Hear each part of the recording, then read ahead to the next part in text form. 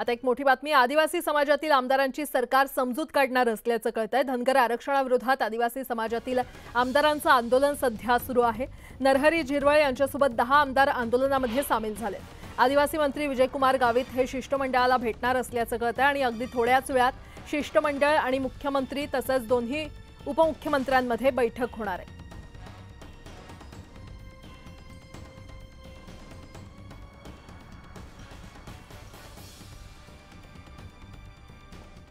राष्ट्रवादी काँग्रेसचे आमदार नरहरी झिरवळ धरणे आंदोलनाला बसलेले आहेत। आदिवासीमधून धनगर समाजाला आरक्षण देण्यासंदर्भात सरकारच्या हालचाली सुरू झाल्यानं त्याला विरोध करण्यासाठी झिरवळ आंदोलन करतायत। मंत्रालयासमोर असलेल्या गांधीजी यांच्या पुतळ्याजवळ झिरवळ धरणे आंदोलन करतायत। या आंदोलनामध्ये आदिवासी आमदार देखील सहभागी झालेले आहेत।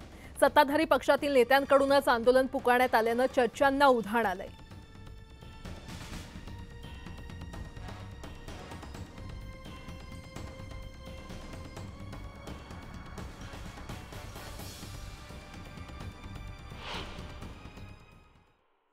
त्यांना वाटत असेल की ते आमच्या ताटात जेवतायत म्हणून, असं काय वाटत असेल त्यांना झिरवळ साहेबांना की हे आमच्या ताटातलं खायला लागले, आमच्या ताटात यायला लागले, आता आमच्या ताटातलं ओढून घ्यायला लागले, आता आम्हालाच नाही खायला तर हे आमच्या ताटातलं वाटतं, असं काहीतरी वाटत असेल त्यांना, म्हणून ते बसत आहेत त्यांच्या हक्कासाठी। प्रत्येकाला अधिकार आहे बसण्याचा।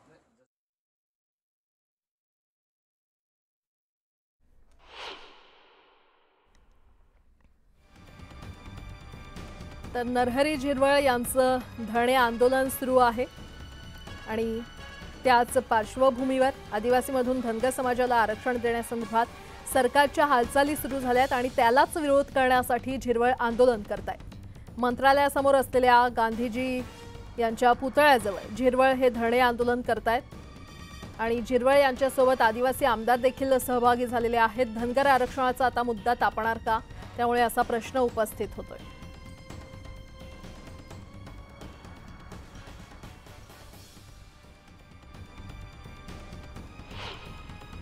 माझं म्हणणं आहे की जर सत्तेत असलेल्या आमदाराला जर रस्त्यावर उतरून आंदोलन करावं लागत असेल तर ह्याच्यावर मला पुढे काही बोलायची गरजच नाहीये।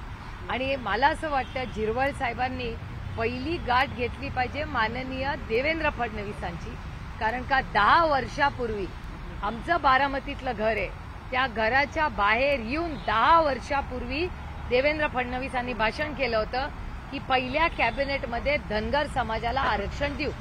त्यामुळे मी सातत्याने हे सांगते की धनगर, मराठा, लिंगायत, मुस्लिम आणि भटक्या विमुक्त समाजाच्या आरक्षणाच्या बाबतीत अतिशय फसवणूक कोणी केली असेल तर ती भारतीय जनता पक्षाने केलेली आहे।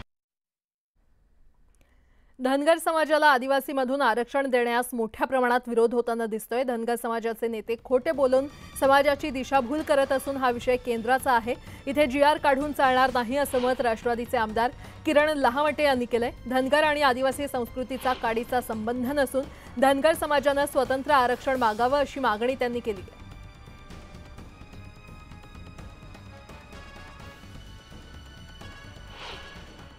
धनगरांना मी समजून सांगायची गरज नाही, त्यांना सगळं माहीत आहे की हे नेते मंडळी आहे ना जी धनगर समाजाचं लीड करते हे त्यांना खोटं सांगताय। कारण धनगरांना आदिवासींचं आरक्षण भेटू शकत नाही, हे संविधानिक आरक्षण।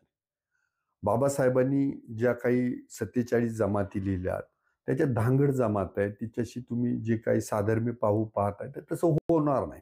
आणि हा केंद्राचा मुद्दा आहे, राष्ट्रपती त्याला शेवटला अनुमती देणार।